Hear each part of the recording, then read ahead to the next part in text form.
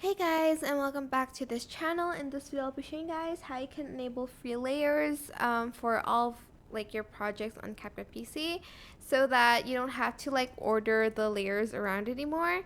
It's super simple. You're just going to go to menu and you're going to go to settings and you're going to go to you're going to go to edit, sorry, not performance, and you're going to enable free layer. Free layer is turned on by default when a new project is created, and you're going to press save.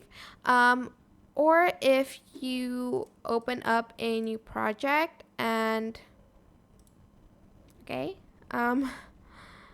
let's open this one and it doesn't have a free layer, just select modify here and go to free layer and turn it on. I do have it on for a lot of stuff here, but you can just turn that off.